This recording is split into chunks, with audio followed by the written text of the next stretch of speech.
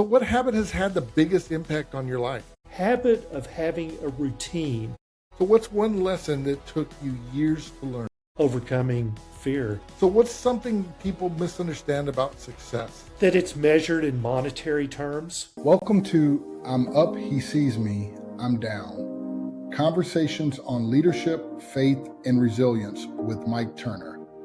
This show is proudly sponsored by Alamo Tech and Mission Solution Partners. Welcome to another episode of I'm Up, He Sees Me, I'm Down. I'm Mike Turner, and today we're talking with Kirk McCarley. He's a seasoned broadcaster and storyteller with decades of experience behind the mic, bringing a steady voice, sharp perspective, and deep connection to the community. Through his work in media, he's spent his career communicating in a way that resonates, grounded, authentic, built on consistency over time. Beyond the professional side, Kirk's life reflects commitment and longevity, including a decades-long marriage that speaks to discipline, faithfulness, and making the right choices when it matters most. Kirk, welcome to the show. Thank you, Mike. I am more than happy to be here. We had some really great conversations early on, and I'm just glad to have you on here. And, the funny thing is that we're going to talk about, you were scheduled to be on the podcast earlier, and then something happened, but I don't want to allude to it too early, but man, we had to reschedule and go about that. So before we jump in all that, I would just love to hear about, what was your early life, your background? Tell my guest audience a little bit about you and where you kind of grew up and kind of get a little feel for that. Well, first of all, again, a great pleasure to be virtually in Central Texas, where you are today. Thank you. I grew up in North Central Texas in Fort Worth, so that was about 3 hours up the road from San Marcos, where you are. Okay. And went to high school, went to University of North Texas in Denton, and that's where I met the aforementioned wife, Cindy, and she has had patience with me for 46 years. We've got a couple of kids. Oh, it is amazing for me. A couple of kids, Kyle and Megan. Kyle is up outside the Chicago area. He's 35 years old. Megan is our daughter. She's in Savannah, 31. They're both married. And between them, they have got 7 kids. So my early life, I was an HR person, and I did that in human resources for about 35 years and got into life and executive coaching later in career. How that came about was I hired a coach myself, contemplating my next career move. What am I going to do when I grow up? And so at 56, I became a coach and have been doing that for 10 years, parlaying that with a career in broadcasting. With ESPN, I work behind the scenes. I'm what they call a talent statistician, and I supply information to the broadcasters during the course of the game.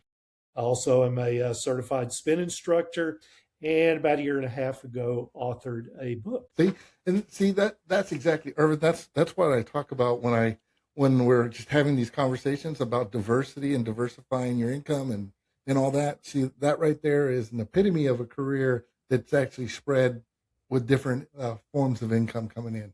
So it's also known as one of these days I'm going to figure out what I'm going to do when I grow up. Yeah, exactly. We can call it both ways. It's whatever you want, a passive income approach or just needing to grow up. We'll do it either way. Tell me a little bit about Cindy, because I think that, you kind of said, hey, I've been married for over 30 something years. I didn't catch how many, but it's a long time. You met her in college, I take it? We did. It was at a fraternity party. And most interestingly, I had been working a broadcast of a high school basketball game with a guy that got me into broadcasting. We came back to our fraternity house at North Texas, and there was Cindy. We engaged in a conversation, and that was 48 and a half years ago, and we haven't stopped talking since then. She is a remarkable gal. It is the epitome of a guy out kicking his coverage, for sure. Yeah, right. And she is a interior designer. She has got an amazing eye for things. I continue to be just astounded at the things that she sees that most of us would not. So Right. She's got her business. It's down the hall from mine, both of us out of our house. I love it. I love the tandem approach of that too, because I'm sure you can from time to time help her out, and if you need help, you can reach out to her. Um, and it's I've got just a funny really cool. story about Yeah. that. She'll hop into my office every now and then with a work related problem, Hmm. and I'll listen to what she has to say, and I'll ask her some questions, and she'll look at me and say, "Don't coach me," and she'll leave my office. Yeah, she just wanted to come into your office as a break as a coworker and just kind of vent a little bit and get a new cup of coffee and then go back. She wanted the whole, she didn't want the whole counseling thing. No. Love that. She's got some sass. That's what makes her adorable. Yeah. So when you and the reason why I really wanted to intrude a little bit on your marriage a little bit, because I think it says a lot about you and your character and your wife and your discipline and just a lot of things that it kind of built you up, Kirk. And it's sad to say this nowadays that we don't see as many people going the length of time of a marriage from getting married early and then going all the way to 40, 50 years, 60 years. It's just unheard of anymore. And it's kind of sad in a way. But I wanted to talk a little bit about that. So, growing up, you guys, dated for how long did you guys start dating? We had about a year and a half long courtship, Yeah. and we got married in July of 1980 after we had met in November of 1978. Well, average amount of time to get Oh to yeah, know that's each you other. didn't rush into it. You kind of Yeah. let it go. And so me and my wife, we met in high school, and we dated all the way through high school. So our courtship was like 4 or 5 years. I literally met her when she was a freshman in high school, and we're still married to this day. So I can really associate with that. I understand that, and I understand what it takes to be married and go, through that whole marriage and the give and take, and understanding and being the first to forgive and all that stuff. So let's talk about that. So, what are some of your secrets of a great marriage? One of the things that I really enjoy, and we're contemporaries, I'm older than she is Mhm. by a year, but we have experienced the history of life so much that as we'll experience something, watch TV, watch the news, we realize we're a part of history now. And we can look back at our married life and have that shared commonality. So that is one secret.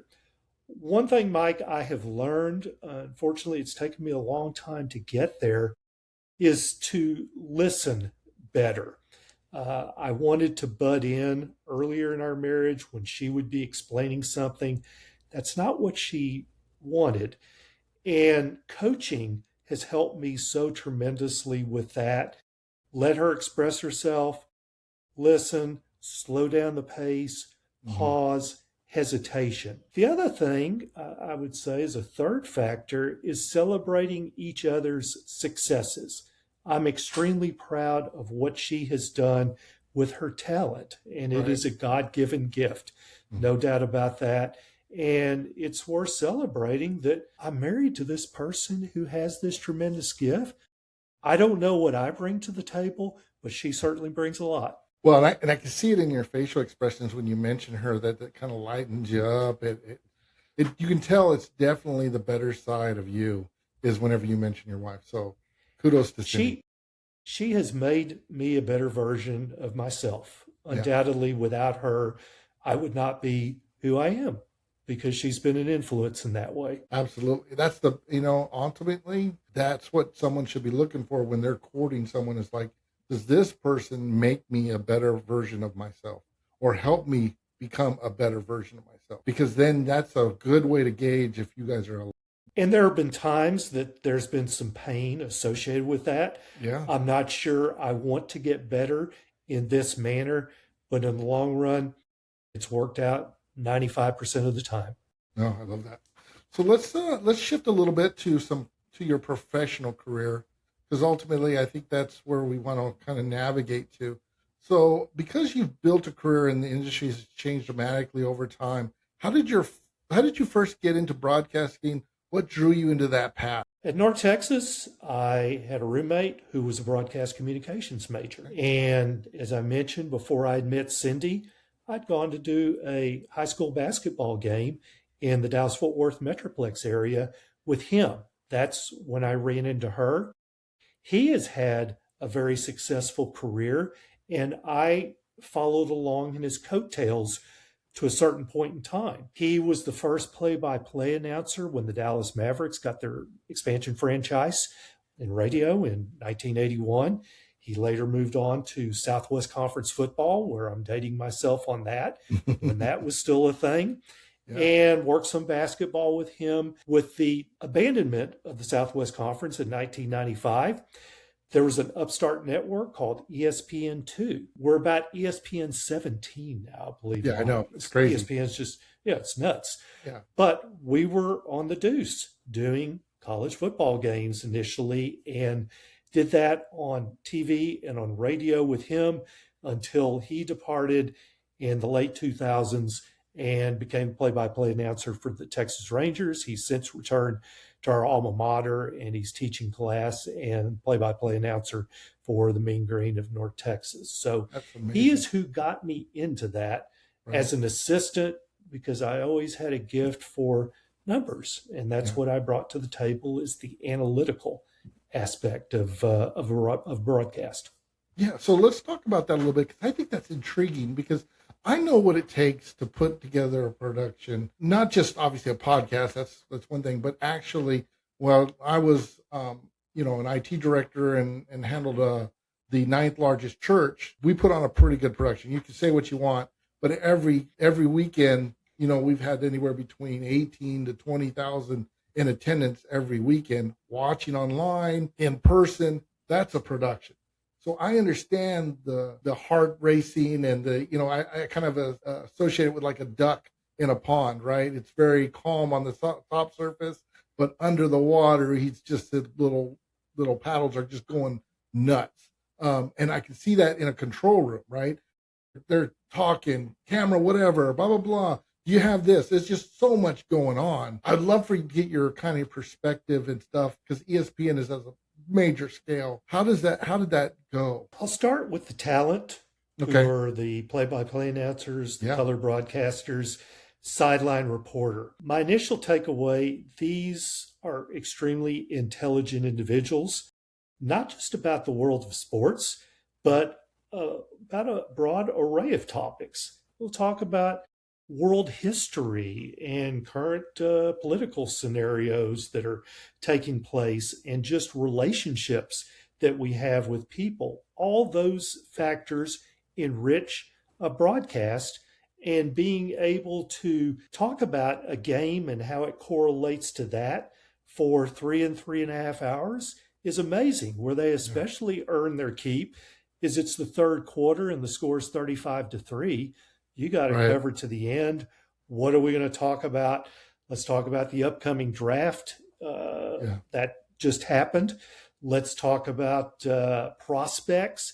Let's talk about recruiting. Let's talk about the change in the game. So a lot of these things well read. Those are the talented people, but there has to be a way that's communicated.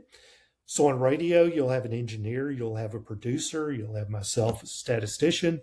You'll have a spotter, which helps identify who's in on a play, who's in on a tackle. But without those technical personnel, you don't hear a broadcast, and you take it to television, and that just magnifies it that much more, because you've got numerous cameras that are there. You've got a production truck. You've got people with a variety of responsibilities on that truck that have to respond in a moment's notice to something that is unpredictable, that maybe needs to be censored out of the broadcast because it's inappropriate for the listening audience. So those decisions are often made in seconds, 2, 3, 5 seconds. Yeah, because there's typically just a few second recording delay, because we're talking about a live broadcast. A live broadcast, and it all changed, Mike, back at the Super Bowl when we became acquainted with Janet Jackson's breast. Yep. So after that, we've got this delay that is built in on live broadcast, primarily on television. So there hasn't always been a delay then. That's something fairly new and modern. That's something fairly recent. That was 2004, so that's been just over 20 years ago. Yeah. Wow. So before that, yeah, we were literally flying at the seat of our pants. Like it was right then when it's happening. And it's interesting too, because I've seen a lot of older stuff from the 90s and stuff. And there's things on there that now would get censored for sure. But just things that are happening live that are going on. And you can see the reporters reacting to that as it's actually happening. You're not getting their 3 or 4 second or a cutout. You're getting it right then and there. So interesting. Well, and you and I grew up in some of the advent era of television, me more Right. so than you, most likely. But I can recall what was really fun was newscast, particularly midnight news, just Yeah. before the Indian came on the screen at 1 a.m. and the national anthem played. Where there Yeah. was one evening I was watching channel in the Dallas Fort Worth area, and the broadcaster said, "You've asked what the high school football scores are." He held up a scroll. Here they are, and put it back down. That wouldn't happen now. No, that would rate. That would be in. Yeah, they would have so many calls and emails and stuff. And of course, emails. That was mid '90s. So interesting. Well, so that's part of your career, right? Is in the broadcast and all that. And I like talking about that because a lot of people don't see behind the scenes. They just see what's on TV. They see the polished version, and there is just so much that goes into that. When you're scripting the analytics, and there's so much analytics now. They've even actually had some movies about that. Some of the analytics in Major League Baseball and stuff, which is interesting enough to me, was one of the first ones that actually did a lot of analytics towards sport. I would have thought it would have been NFL or NBA, but it was actually baseball that kind of ran with it first. That's just a side note. And I've Anyways, got a story on that. A okay, yeah, guy I worked with in St. Louis. He's a graduate of University of Kansas, KU, go Jayhawks, he would say. And he worked at a pork and beans factory in Lawrence, Kansas to help pay for his bills to get through school. He said there was an individual there who was a security guard who would have mounds of paper on his desk, along with copies of the Sporting News, which was a tabloid that we would catch up on our statistics on weekly. And it was usually about 8 or 9 days late. So you'd have to interpolate statistics. And he was always figuring out information related to that. No one was quite sure what he was doing. And they would ask him. He just said, "I'm going through some data figuring out." Mike, that ended up, or he was at the time, but ended up being Bill James, who is the father of sports analytics yeah, and has built a career out of that. right. From humble beginnings, he becomes the consummate statistician for particularly baseball, but other sports as well. Amazing, amazing. And he's just figuring out the numbers. Like it's funny because for those audiences in that are listening, when a boss comes in and doesn't really understand what you're doing, there's so many out there that are really smart individuals, really, really brilliant, and they're figuring things out with AI. They're figuring things out in life in general, and they're calculating numbers. They're solving problems or keeping the internet running at all the time.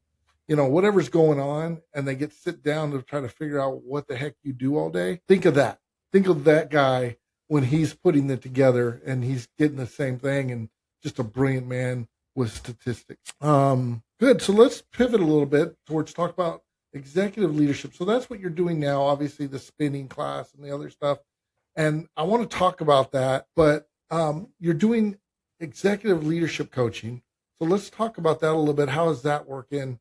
And where's your value being added? Leadership coaching is so much fun. First of all, transferring what I talked about with Cindy earlier. To be an effective coach, there's going to be a lot of listening involved and walking along the pathway with that individual, helping them figure out what steps they should take, what they should learn about. What I will bring up as a coach is experience. For example, I saw this happen before. I was very impressed with how they responded to this particular situation. Maybe that's going to be helpful for you, client, based on where you are right now.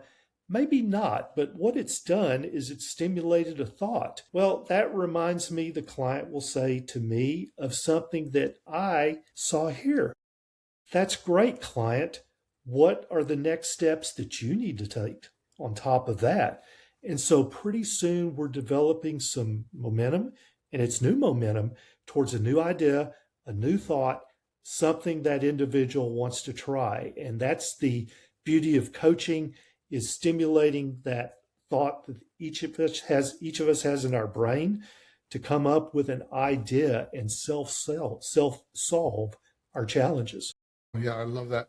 And when you start talking to these individuals, where does faith play into this? How does that start to become, a conversational piece of this? Well, I will say this. It's a tremendous part of my life. And I would hope that people that I interact with will see that there's something different in me, although it may not be said.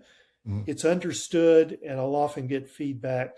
There's a little something different about you and how you come across resolving the situation, attacking it, addressing that. And so, what I'll find clients, we look for people to imitate Mhm. characteristics. We are an original product by virtue of we've taken a recipe that includes a little bit of this, a little bit of that, a little bit of that, and that becomes who we uniquely are. If as a coach, I can have a client that picks up a little something from my DNA, and maybe there's a faith based aspect of that, praise be to God on that. Absolutely. And you don't really ever know exactly where this path is driving you, and you know what God's ultimate plan is, but you just listen, you stay open to any of the ideas of what that conversation should look like. And I like that about you, Kirk. I think that's the important aspect of it, is you're driving a framework, but ultimately you're driven by your own faith. So, Oftentimes in conversations where there's an opportunity, I'm praying for that mhm, client as I'm listening to them, but also asking God, give me guidance on yeah, what you would have me say now or not say. right. Yeah. Give me the wisdom, the strength, the understanding to know the difference, right? Absolutely. So, you know, you do a little cycling. That's kind of something you do. So obviously you're on a bike, you enjoy that. We had an initial scheduled podcast that you couldn't make. And you can you this is just who you are, because you actually scheduled a meeting with me to explain, what didn't necessarily need to be explained. You can we're on video here, so for you can kind of show the audience a little bit what's left of your little injury there. So yeah, Uh, that big old little, gouge right there was a little lot worse. bloody, yeah, a little bloody forehead, but it's healing up. So this was a little over 3 weeks ago, Mike. I had Hmm. an encounter with a pickup truck while I was on my bike, and usually the bike does not win that, Yeah. and that was the case in this particular instance. So I don't recall anything about it until the point in time that I was airlifted to an adjoining county that had a trauma 2 care center that was there, and took 16 stitches to that same area that I shared with the viewers, along with 5 broken ribs, a separated shoulder. That's the bump that's there, Yeah. and a partially torn rotator cuff. The good news is God was merciful. He healed me, and I'm healing still a Yeah. little bit of pain here and there, but I'm back teaching spin classes, and I did a 55-mile bike ride yesterday, which the first thing to do with that is overcome the fear of the asphalt or this happening again. Yeah. So conquered that. We're back on, feeling better. And there's a story that goes with this, and that is 2 days after that occurred, the fellow who had contacted me, there was a police report. He felt horrible about it, and so we have had conversations with each other. I shared with him, these are accidents. I forgive you, Mm. and we have a communication that we have said to each other. Let's be an example to others of how you handle these unfortunate accidents that come Yep. up in life. Yep. So I feel very gratified by that. And I know God's hand, even though I hurt, has had a role in that. Absolutely. And you never know how these paths entangle and why they entangle.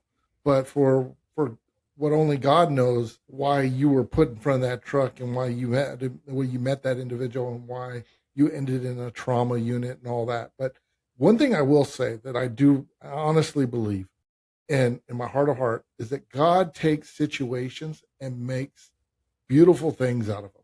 So, you know, being hit by the truck or whatever may not have been part of the plan, may have been whatever, but he's going to make something beautiful out of that. And maybe maybe putting you on this podcast to tell that story to somebody else, and then them hearing it may be part of that. I don't know, but I found it very fascinating that you were strong enough. And I think it was not even a week after, a week and a half after, that it was very recent that after that accident, that you got a meeting with me and to explain why you weren't able to be on that recording. So that just says something about you, Kirk. And I just thought the guest audience would love to hear that. Thank you, Mike. I may have been in a delusional state at that time. You might have been. But that's okay. We'll take that. Yeah, and I was really worried about the fact that you couldn't remember anything. So I'm like, well, I might be asking him questions that wouldn't even be, he'd be answering because he thinks that's the right answer, but he still doesn't remember. So I'm like, okay, well, let's definitely kick the can a little bit here. We'll do the recording later on and let you heal up a little bit. But good for you to be back on the bike and doing everything that you enjoy doing, and that's amazing. That is amazing. Thank you. Well, we're at the point where I'd love to just kind of talk a little bit and throw out some quick questions for you. I think this is the point where, you just kind of answer them how you will. They call them my rapid fire questions. So what are people getting wrong about communication today? That communication comes out of our mouth instead of enters into our ear. And that's been the biggest lesson that I have learned over life. There was a situation when I was in a small group in St. Louis. This was some years back, 8 men at a table. There was our facilitator. There was the one individual who conducted about 50% of the conversation.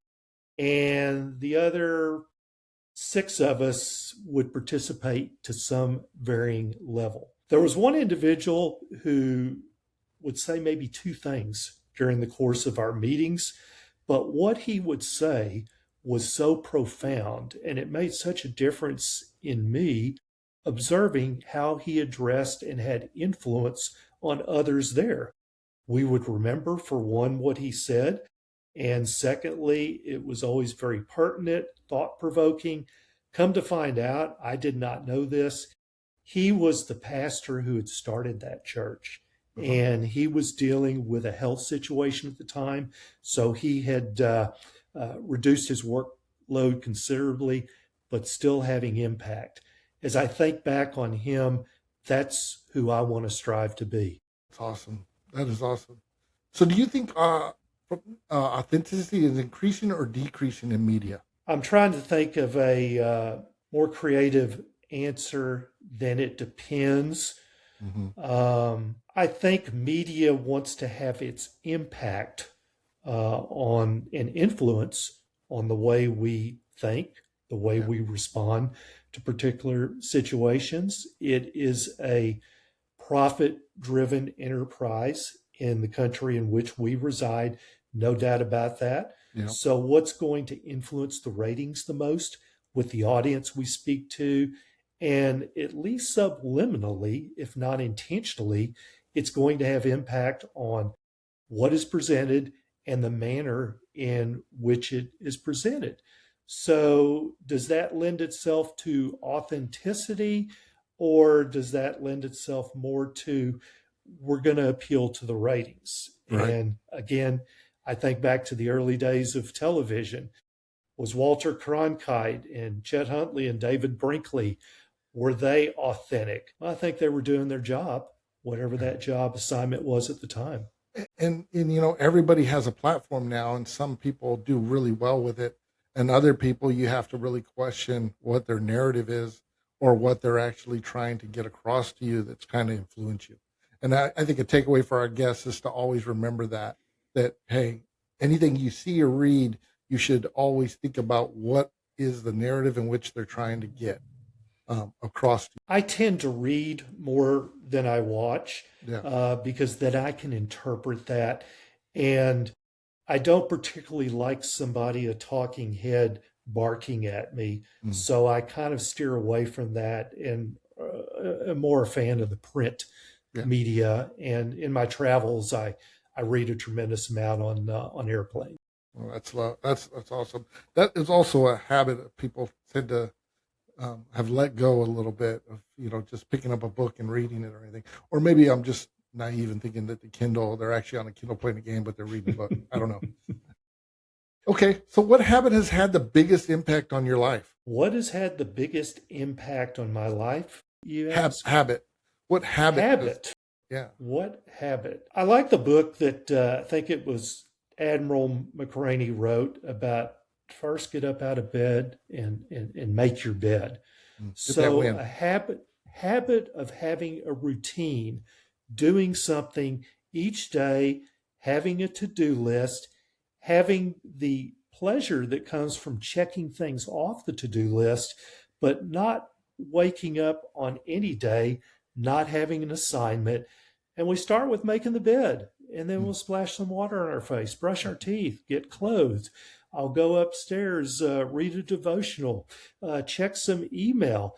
I've got some momentum that's taken place on that day. The day is moving, and it's a necessity for me to be there. Right. I find out God has got something in store for me. God, speak to me. Let me know what else you want me doing on this day.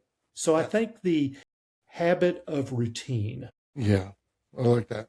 So what's one piece of advice you give more than anything else? Right now, it's get back on the horse. Don't be afraid of it.